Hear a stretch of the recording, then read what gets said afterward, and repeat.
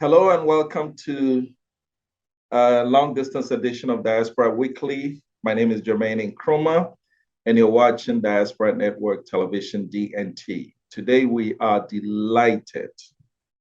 This is an interview that I sought for a long time and is finally here. Please meet Miss Nadra Mao. Thank you. Nadra, welcome. Thank you very much. You're speaking to us from Switzerland. Which city? Zurich? No, Bern. Bern in Switzerland. And you're originally from? Somalia, Mogadishu. Mogadishu. Wow. All right. Well, let me give you the opportunity to tell us about yourself and what you do.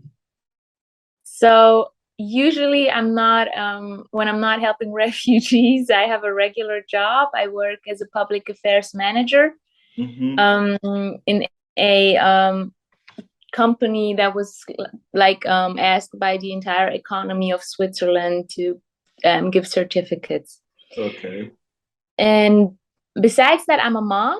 I have a 2-year-old daughter, and yeah, I was born here in Switzerland. Both of my parents are Somali. I have a very strong connection to my origins, from the language, the religion, the culture, and everything. Yeah. Very good. You were born in Switzerland as a Somali, and you speak the language. Yeah, I speak Somali. All right. Yeah, I take it you've made frequent visits to Somalia, right? No, unfortunately, the war is older than me. Oh, okay. So you haven't ever made it to Somalia yet?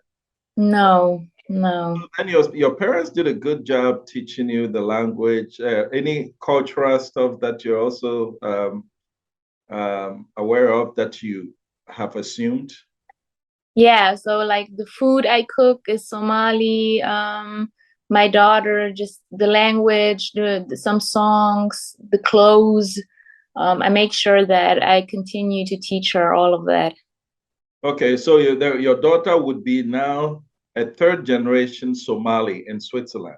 Yes. And she speaks Somali? As well, yes. Wow, that's impressive. Okay. So most second generations diaspora, such as yourself, identify more closely with the country of residence rather than the country of origin. Which of the two do you identify mostly with, between Switzerland and Somalia? I'd have to say Somalia. This is not really by choice. This is more because of the culture in Switzerland. They gave us a name. Basically, the second generation is called secondos, which means second generation of immigrants. And with that, they are basically dividing us from the others that were born here. So to identify as Swiss is difficult if you're being named something else from the get-go. Is that used commonly?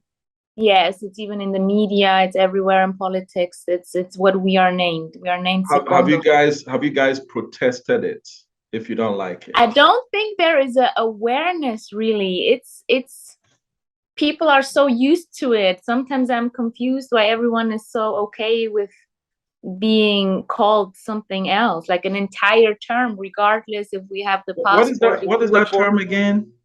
Secondos. Secondos. Wow. And they use it in the media and everywhere. All the other second generation. So yeah. your colleagues from other African countries or different, maybe South American, they are all okay with it. Oh, I haven't heard anyone protest it thus far. I'm the only one confused why we are called a different name. I was born in the same hospital like anyone else here, so why are they calling me a different name? Okay.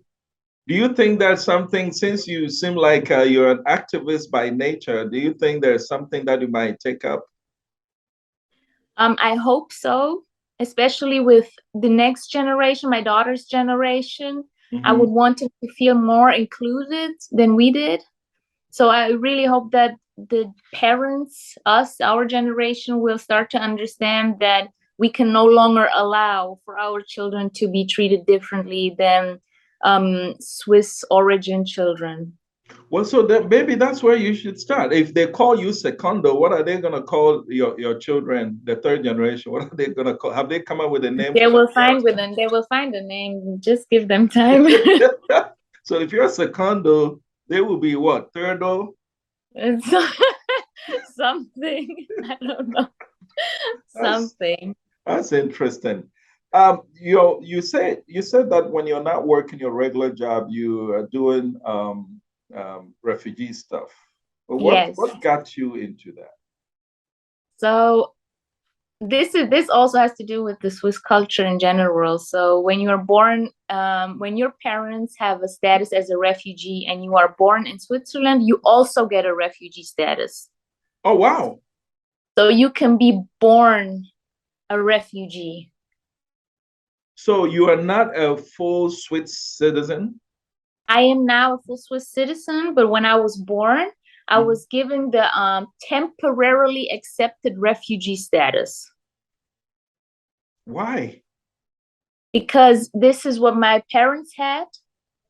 So, well, my mom had, and then whatever she had, I would receive, even though I was born here. The Can you process. Mhm. can you run for president or lead a political Yes, office in yes, yes, Switzerland as a yes, I can. secondo? As a secondo, yes. We don't have a secondo in the it's called Federal Council, the Bundesrat. We don't have any secondos in there. Okay. Um, when you say you don't have, you mean that that's not a term they use over there, or do you mean that none of They were not you, elected. none of you second generationers have been elected there? Have you Mm-mm. tried? The parliament has a lot of secondos that could have been elected but were not elected. And I personally feel like it's an issue since 40% of Switzerland has a background of immigration. 40% of Switzerland has a background of immigration. So what Yes. else do they throw in your way to show that you don't basically you don't belong here. You're just here, but you don't belong here. Do you get that sense? Yes. So 26% of the country do not own the citizenship. So one quarter are not allowed to vote. So while many other countries have a urban citizenship where you could at least partake in votes in your city, Switzerland has only started this in one single city, which is Zurich. That's the only city where you have urban citizenship. The rest, there's 2 million people in Switzerland who cannot vote. Interesting. We will get to that, but let's talk about the refugee things. So you say you were basically born into it, right? I was born into being a refugee. Okay. Yes. Is that what gave you the passion of being a refugee activist? Yes. So seeing how the government is treating refugees has Mhm. always been an issue to me. I always felt like it makes no sense to not welcome them. You are creating a generation of new people that will dislike the country they fled to because they were not welcomed and are being mistreated. So, in other terms, in order for refugees to feel human again, Mhm. I felt like us secondos and primeros, like my mom and all of them, we have to be the ones to step up. We have to be the ones to welcome them. We have to be the ones to teach them, to show them, to integrate them into the system. It has to be us, because if it's Swiss origins who do not understand our problems or our language or religions, Mhm. they cannot easily find access into our society. So this is really what motivates me. Coming from Somalia, I speak the language. I'm Muslim, so I understand the religious differences here. Um, Being born a refugee, I understand the problems of the paperwork and everything they have to go through. So all of these aspects, I personally believe that the primeros and secondos in Switzerland have to step up and be the ones to lead the refugees into a life worth living. In your case, you said you've lived all your life in Switzerland. You haven't even you identify with Somalia, but you've never set foot there. So Mhm. basically, for all intensive purposes, you're more of a Swiss than a Somali, but there are certain positions that you cannot be elected to. Is that correct? Um, so you mean like by law? Yes. No, by law, I'm a citizen now since I was 11 or 12. So a full citizen that you So can a full rise to citizen. the Yes. leadership of the country, right? Yeah, I could be elected into anything, yes. Okay. Now, you mentioned primeros, which is which describe your parents, right? The first generation. Yes. Well, in the United States, I came here as a primero, right? I'm a naturalized citizen, but I can run for mayor. I can run for everything, Congress. The only two things I can even run for governor. The only thing that I cannot run for Senate, United States Senate or president, because I was not born here. Can you say the same about your parents? No, that's not the same. My mom can be elected to the federal council. What can she run? Have they naturalized to become Swiss citizens? Yes. But is there a limitation of what they can be and what they No. can't?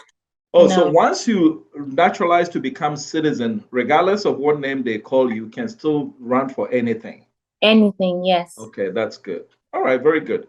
So tell me some of the things that you've done in the refugee arena. I understand that you played a key role in helping to settle the African students fleeing the war in Ukraine. Would you like to tell us about that?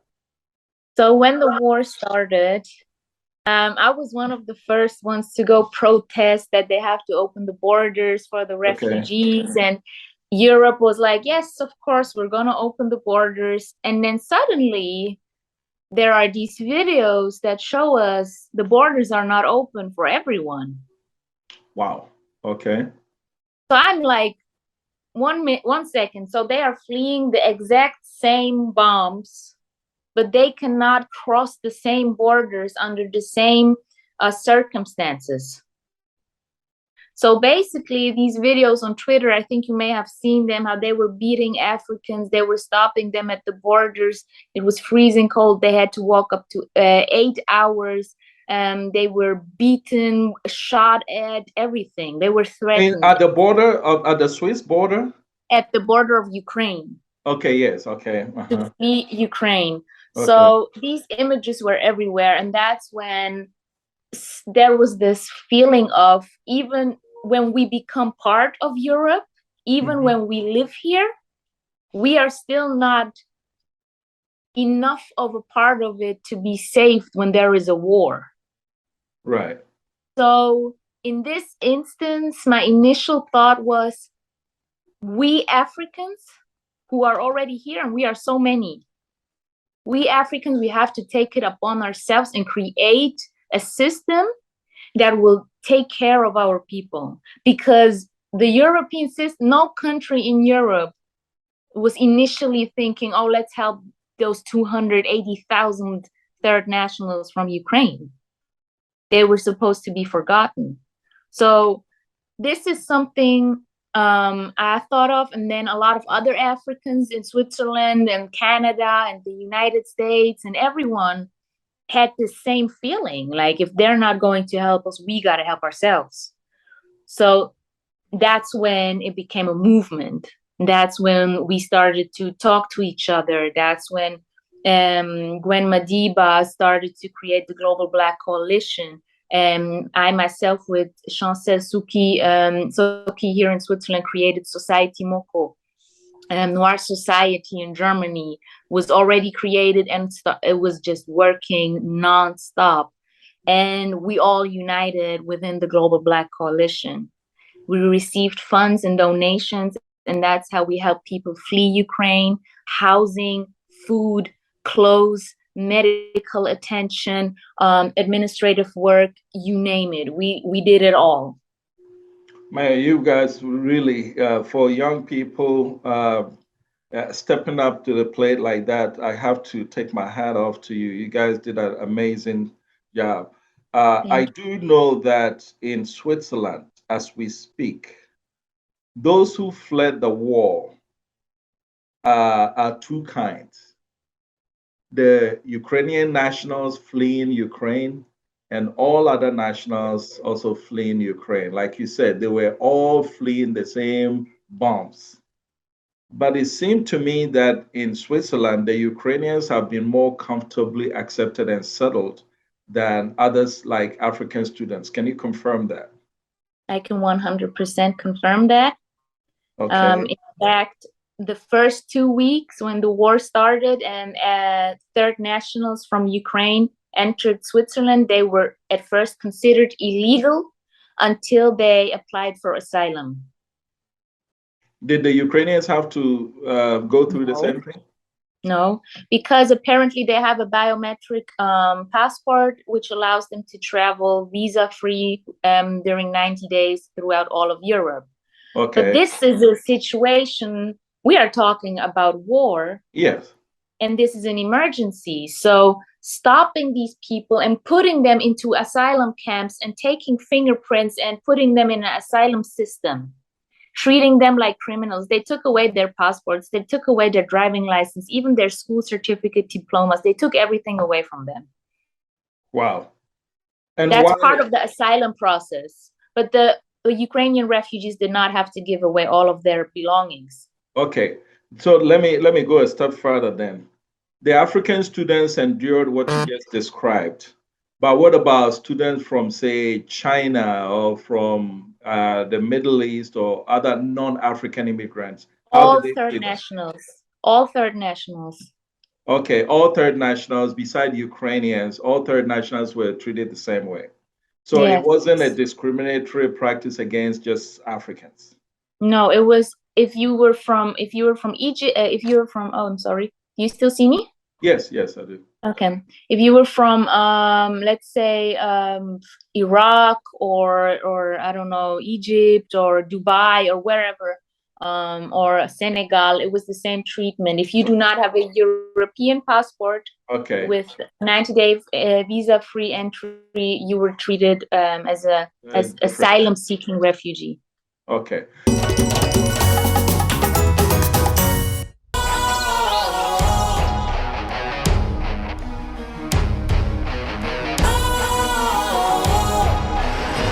What's cool, fresh and trendy with a new look?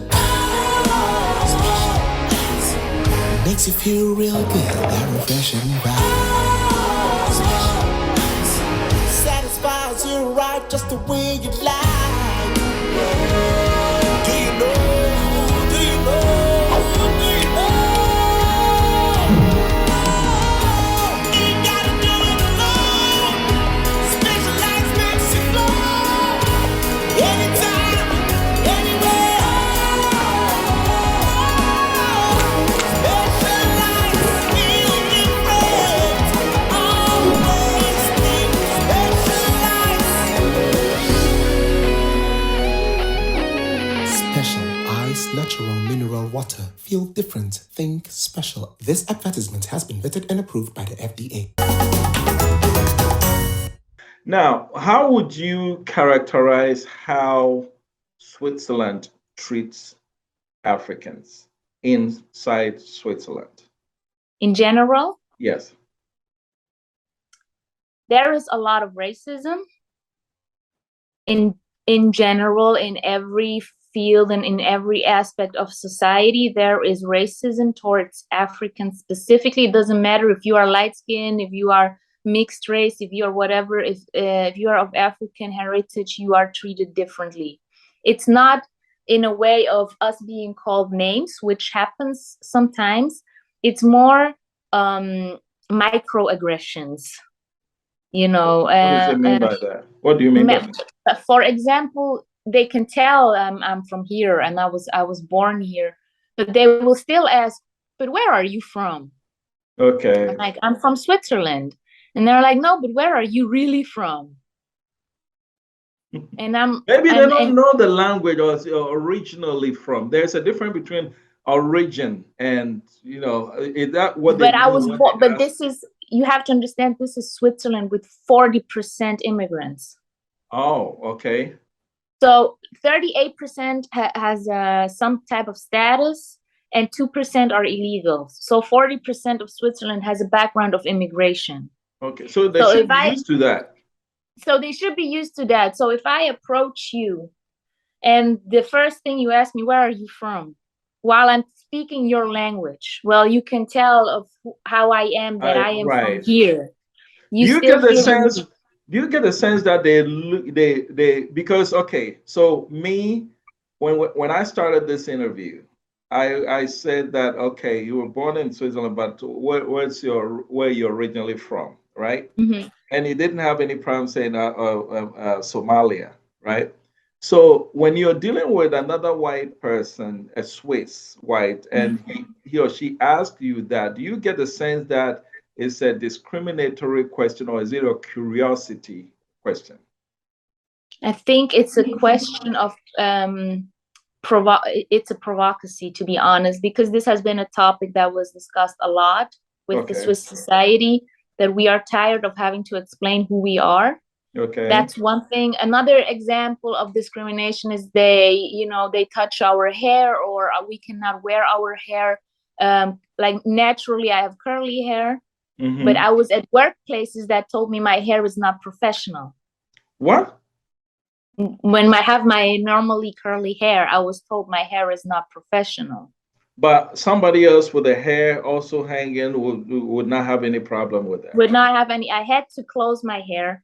One times I had braids. I had to open my braids to go back to work. I had cornrows. They said it's not professional. I had to open them.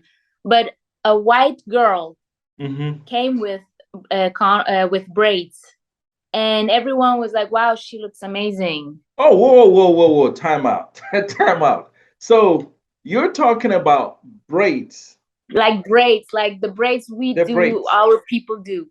When you do braids with your hair, it's not professional. I was told it's unprofessional, but a white girl was okay. Not only okay, they praised her. It was beautiful. They praised her. She looked so cool.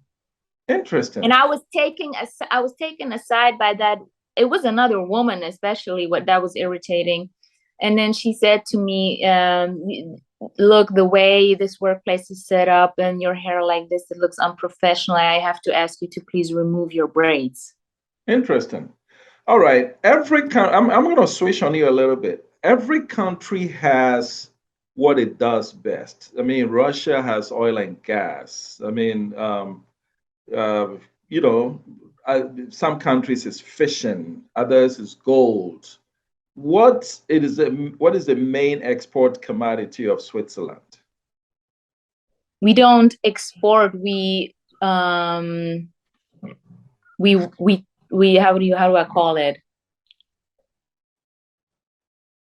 We create businesses. You create businesses. We provide the grounds to create businesses. Like all the big companies are located in Geneva and in Zurich, Vevey, Lausanne. They're all based here. Like a little more than 50% of gold trade goes through Switzerland, for example. Okay. All right. That's what I was getting to. So Switzerland really depends on the commodities or the businesses of other people, right? So you would think that 40% of immigrants in Switzerland would be cherished. You would think so, right? So the next question may be a little bit tricky, but with what you've described for me as the way Switzerland treats Africans, immigrants, how does it make you feel that when you look around the world, the number one banking option for politicians, whether they're Africans or anywhere else, is Switzerland? It makes me feel, I would say as a Swiss, it makes me feel ashamed. Okay. Knowing that the only reason they choose this country is because they are protected. Okay. Because of their activities that are obviously not legal. Okay. All right. And as a Somali or as an African, how does it make you feel that if I'm a politician in Ghana and however I came up with large amounts of money, which is not legal, and I come in and I have you hear the term Swiss bank account, right? Mm-hmm. How does it make you feel that Africans are treated this way in Switzerland, and yet that's where we go put our money? This is a general issue for me with Africans, all Africans in general. We come to those that use and abuse us and ask them to take care of our money, to take care of our lives, to take care of everything for us in general, not just the banking system. We have Africa in general is the richest continent if you look at it from a perspective of resources, the richest continent on earth, yet we are the poorest continent on earth when it comes to the financial and socioeconomic issues. So to me, the main issue lies within our nations, but it also lies within the lack of Europe acknowledging the role it plays in the poverty of all of Africa, from reparations that have to be paid since colonization, even the artifacts they keep in the museums, everything, the acknowledgement of the treatment of our people thus far, the Mediterranean, how they shoot down refugees that are fleeing wars. All of these aspects, Europe has to take accountability of what it did, and it has to pay back every single African country that it used and abused for 400, 450, and 500 years. That's one part. And if I play a devil's advocate from the Swiss perspective, I said, why are you complaining? Look at how your own people treat you in your own country. How else would my people treat me? How else could they? They have lost all knowledge. Our history was interrupted, and we were left with nothing but poverty, death, and destruction. So in order for us to rise, in order for us to heal, it takes time.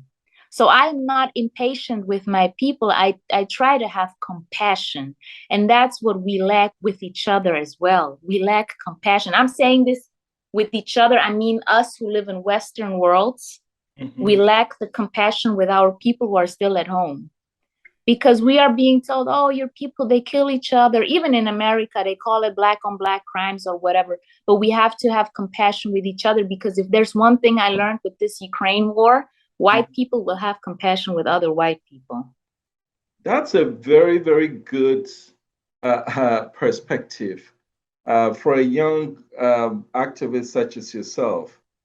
I mean, now we're getting into the territory where DNT is really big on, and that's the fact that the collaboration between Africans who live on the continent and Africans who live outside the continent. How do you think we can work better together? We first have to stop to blame each other. I think that would be one big part. We have to understand where our problem lies. And we also have to understand that there are certain things culturally or religiously we just have to not mind. There are bigger issues. You know, we have economic issues. We have problems with food, with the grow, with all of these issues are bigger issues than religious issues or cultural issues that we have. So I think we need to have compassion. We need to look at each other as human beings, because we have been treated like less than a dog by Western society, that we actually view each other and ourselves as less than. Yeah. Do you know that Ukrainian dogs receive permits here before an African from Ukraine did? The Ukrainian dogs? Yes. Okay, you have to tell me about that. So if your dog is in Ukraine and you are a Ukrainian family, you can bring your dog and he can stay here. So they united the dogs and the people, but our people were denied. They received deportation papers. So the Africans who came from Ukraine that came to Switzerland, they first Yeah. gave them a place to stay, but then they sent them away.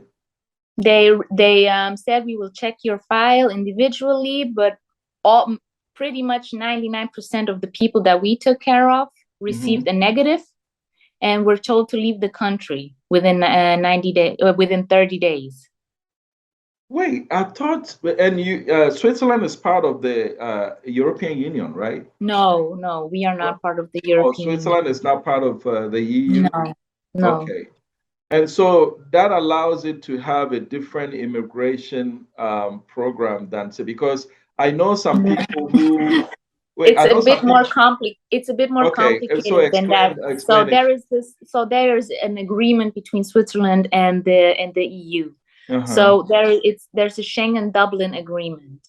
So by that agreement, the asylum process is exactly the same. But this process, this protection process, was different. So what Switzerland did is they pick and choose from the European law, since it was not part of the Schengen and Dublin with this new protection status. They pick and choose what they wanted. So they gave the refugees 90 days to enter Switzerland without a visa. But this did not just go by itself. We had to make three motions to the Swiss government. One motion was just as the EU did, 90-day visa-free entry.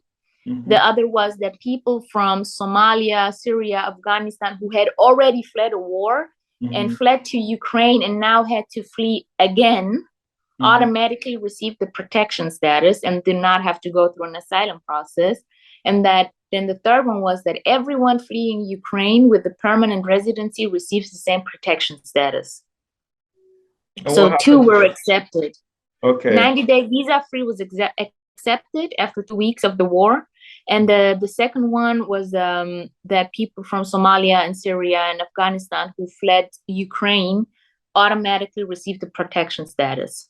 Okay, so if there wasn't any war in your original country and you happened to be in Ukraine and you fled the war in Ukraine, you received pretty much nothing. Exactly. So you would say you are from Nigeria or from Ghana or from Senegal. They would say there is a list of countries that are deemed safe. Okay. So they would say, okay, so you are from Nigeria. You have to return to Nigeria because based on of this list, your country is safe enough for you to stay at. You are young, you are healthy, you are this and that. According to these statuses, you can leave. Interesting. All right. So, but there was an issue. Like, for example, there were parts and regions in some African countries that were actually affected by war. And the people received a negative and were told to go back. But Switzerland signed the Human Rights Convention, and by Article 3, it's not allowed to send people back where they are threatened by war. So what did Switzerland write in their letters? They wrote, only this region of your country is affected by war, just go to another region. Oh, how? That's This is like telling a Somali from South Somalia, just go to North. Yeah. Like I can survive there. Well, is that allowable by UN Charter that somebody can sit in Switzerland and say, well, you may be from this country, but the war is only in this part, so you have to. Then everybody is going to say, I'm from the part where there's a war. How would Switzerland prove that otherwise? They will just send you to another city. So if Mogadishu has war and Hargeisa has no war, which is a totally different part, they will send you to Hargeisa instead of Mogadishu. Okay. By that logic. Let me switch to your political aspiration. You seem well versed with international laws and arrangements and everything, and you're an activist. Most activists that I know invariably gravitate towards political career. Any of that in the cards for you? Yes. So I have joined because of all of what has happened, the Social Party of Switzerland, SP, this is the far left party, obviously. Mm-hmm. And I'm just on a smaller basis, but this really allows me to communicate to higher levels and partake in certain discussions. So what's the first position that you can conceivably run for in Switzerland? I could, if let's say, so there's like a hierarchy. So each hierarchy would have to vote me in, but the first one would be the first level of the parliament. Okay. And are you and then the planning for second that? level and so on. So there are different levels where you can get into. And are you planning for that? No, I'm not. I'm actually not planning for that because of my job. My job is interdisciplinary. So I work in economy, law, and politics. So I have to have somehow a neutral position as far as it goes. Oh, so the type of job that you have right now is incompatible with a political career. Yes. Oh, okay. Then, but you're speaking out, very actively about political issues. How is that going to run afoul with your current position? So I informed my bosses about my activism before I started the job. And I also informed them about the media and the news that might catch up on it. And they were okay with it. I mean, it's not interfering with the job directly. And since I am not actively part of any political institution or whatnot, I am still neutral. So, and we have freedom of speech. Mm-hmm. So regardless of it all, I still have my freedom of speech. And if I'm not happy with how the government runs the country, I can still speak out on it. Okay.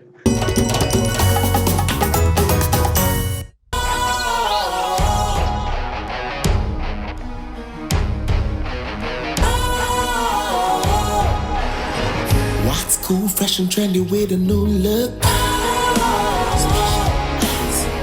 Makes you feel real good, that refreshing vibe. Satisfies you right just the way you like. Do you know? Do you know? Do you know? Ain't gotta do it alone. Specialized makes you flow. Anytime, anywhere. Specialized feel different. Always think specialized. Special ice, natural mineral water. Feel different. Think special. This advertisement has been vetted and approved by the FDA. All right, let me switch you to more Somali issues. You are very inclined towards your original country. What is going on in Somalia that the rest of us don't know? So the thing in Somalia is there is Al-Shabaab. Okay. Al-Shabaab is a terrorist organization that has killed, I don't know how many thousands and thousands of people. There's once a week you will see they've killed 12 people, they've killed 5 people, they've killed 20, 100, 200. There is always someone being killed, bombs shot at, abduction, rape, all of that. But at the same time, the country is rising as well. So you have some of the diaspora that actually go back and they start to build businesses there. You have those that are already there, that are creating hotels, they are creating restaurants, they are creating life. Then you have help organizations like Elman and Hope Foundation and Somali org that are really creating schools, education, purpose. You have sports centers that are giving the children other activities and things to think about. So it all goes at the same time. So at one hand you have war with Al-Shabaab, but then on the other hand you have the people, the regular people who are doing everything in their power to create somehow a normal life. How would you compare? Can I compare Al-Shabaab to, say, Boko Haram? Yes, you can create. You can compare it to Boko Haram, to Al Qaeda, to ISIS. What do they want? That's it. Oh, I'm sorry, my phone is there. So I'm not sure what they want really. I personally think they just want to control the country, the Okay. resources of the country, whatever is left of the country, they just want control. They say they are an Islamic organization, but they bomb all the mosques. They kill people who come from prayer. They 99% of their victims are Muslims. Wait, 99% of the victims of the Al-Shabaab in Somalia are Muslims? Yeah. Okay, is Somalia a majority Muslim country? Yeah, it's not 100% as far as I know, but it's close to 100% Muslim. Okay, and so if they are a terrorist organization and they are inclined to Islam, why? I'm not understanding it. Why are they killing Muslims? Right? I don't know. All right. This is no religious purpose. It's just a front. It's Okay. they kill for economic reasons. They have political reasons and economic reasons, but saying it's religion is probably easier to manipulate. Okay. Why do you think the government has so far found it so difficult to put them away? I mean, is it that many of them, the Al-Shabaab? Thus far, Al-Shabaab has taken over 80% of South Somalia. South, yeah, and you keep saying South Somalia. Is it the northern part is just no problem? It doesn't have any problems? So Somaliland is a different country than Somalia. Okay. So they have demanded their independency.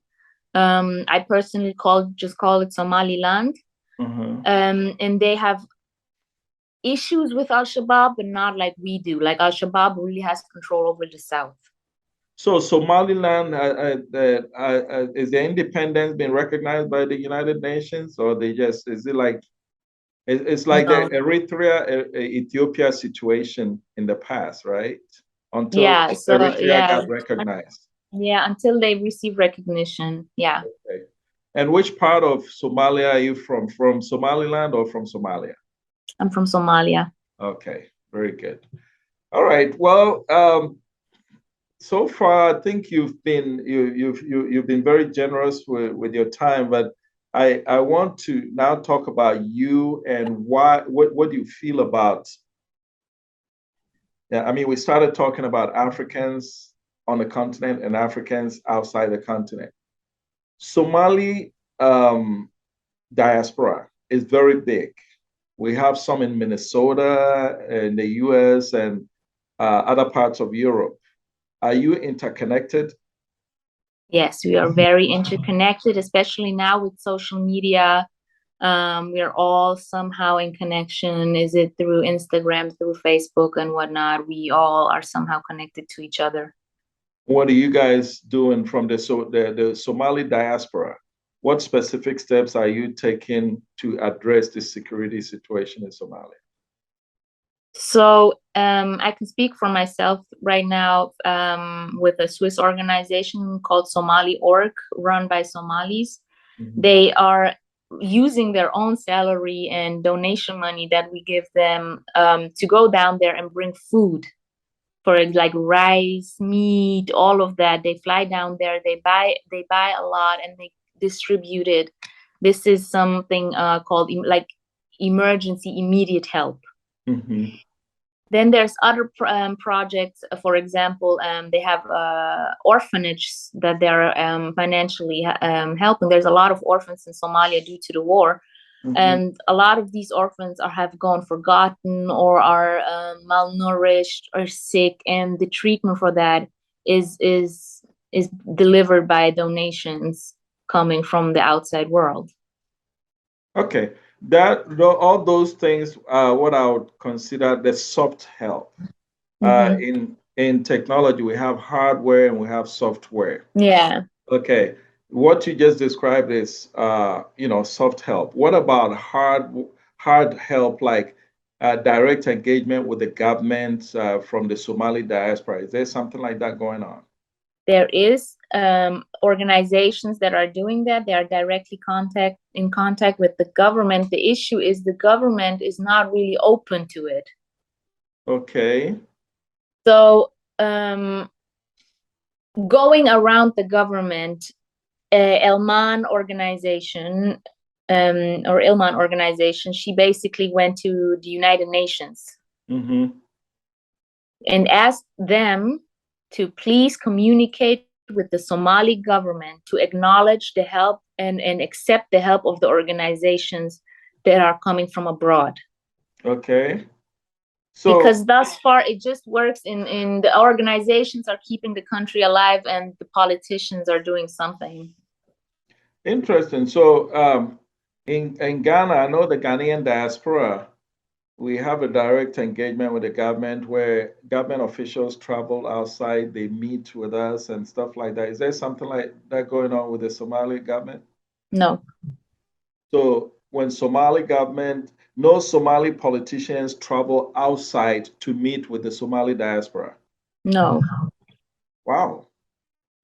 And what effort have you guys also made in contacting directly the Somali government?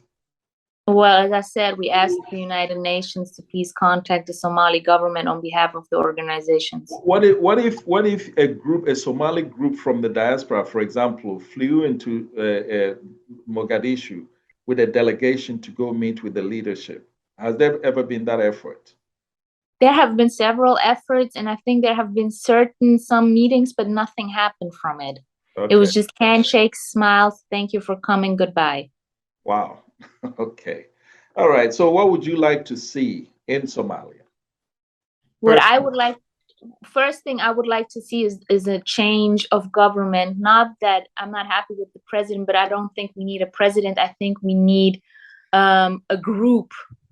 Like the Federal Council in Switzerland, we have 8 people leading the country. I think this is what Somalia needs. We have problems with Qabil clan. So I think it would be good if each clan member had one person in the government and they would decide unanimously. This would already create some type of peace within the clans, because then they could say, okay, the leader of our clan is also sitting at the table. Yeah. Yes. And if I remember correctly, I think in the case of Switzerland, it rotates. The ultimate leadership of the council rotates, right? Exactly, it rotates. And I would see that system as well for Somalia. I think that's a great system. It keeps all the parties involved and everyone is treated equally and fair. Okay. How many ethnic groups are in Somalia? Different. So it's a lot, to be honest. If you go on Google and check how many clans there are, so you have big clans like the Abgal and the Rer Hamar, like these big clans, but then you have so many sub clans and all are fighting. I mean, based on I'm very interested in what you just proposed about the Swiss system, where you have, and if you were to have something like that in Switzerland, how many people would you have at the table? Certainly, you can't have a member of any sub-clan sitting at the table at the leadership, but how many would that be? In Switzerland, you say you have 8. How many would you propose for Switzerland? Yeah, for Somalia. For Somalia, based on the clans. To be honest, I would probably use the 6 big clans, like the main clans, and not the subcategories of the clans, just the main ones.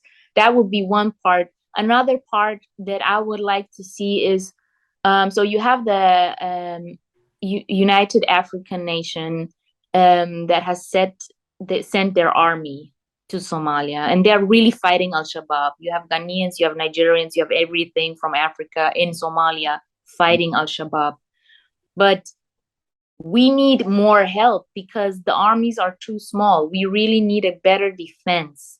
But this is something on a level within all of Africa, whether it's Al-Shabaab or Boko Haram. There needs to be better defense, and we need bigger armies. We need stronger armies. You know, you may be young at the time, but I remember when President Clinton was at post in the United States, there was an American intervention in Somalia. It ended very badly. In other words, I know that. you Yeah. remember, is that what you are proposing? No, what I am proposing is that the African United Nation creates a better African army Okay. with all African countries, and then together makes an effort to basically erase these types of issues like Al-Shabaab and Boko Haram. Because Okay. we can send all these help organizations and we can build schools and everything, but if they bomb everything every week, Then what's the point, right? then what's the point? Yeah. So I also see better chances for all of Africa if the borders within Africa were open like they are in Europe. Okay. Like you have Zimbabwe, we need visas to enter Zimbabwe. Yeah, Why but do I we think need visas?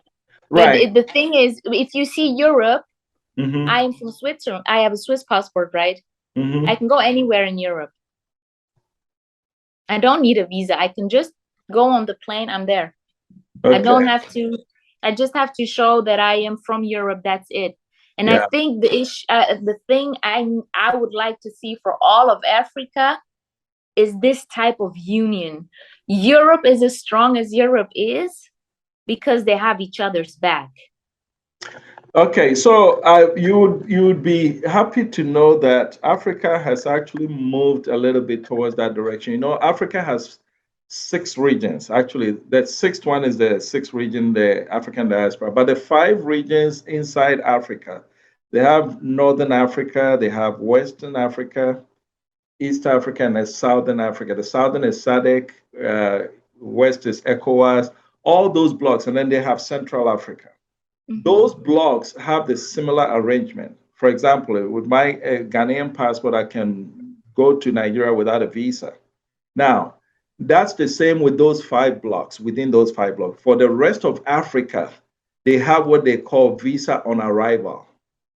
Okay, so if you're coming from Somalia or Ethiopia and you're coming to Ghana, you may not necessarily have to go get a visa before you fly. You get visa on arrival. So I think we're moving in that direction. But I think I hear you with regards to the, what do you call it, the military thing. We need more military, robust military intervention so that France doesn't have to come to Mali or Burkina Faso to fight jihadists. That's what you're Yes, that makes no sense for me. Why are we asking the colonizers to help us? We need to, you know, like this makes no sense. They will kill us in the ongoing. Yes, very good. So when do you finally do you see yourself ever returning to Somalia? So my daughter is 2 years old, and going to Somalia would be a risk to my life and a risk that my daughter would lose her mother. And the reason I think like that was because my father was killed when I was 16 in Somalia. I'm sorry to hear that. Oh, he returned and then met. Yes. Oh, wow. Yes, he went there to visit his mother, and that was the first couple of attacks from Al-Shabaab on the mosques in Mogadishu, and that's when he was killed. So I was 16. I was almost an adult, but still a child, and just knowing growing up without a parent is very difficult. I don't want to put that pain and burden on my daughter. What about your mother? Is she there with you in Switzerland? She's here, and she also said she would like to return sometime, but she's worried that if she goes, I would have no parent left. Okay, all right. Well, Nadra, I'd like to thank you so much for your time. You've shed a lot of light into what's going on in Switzerland. Thank you for talking to DNT, and continue to be a friend of DNT. Thank you very much for the interview. Have a good evening. All right, you too. Bye-bye.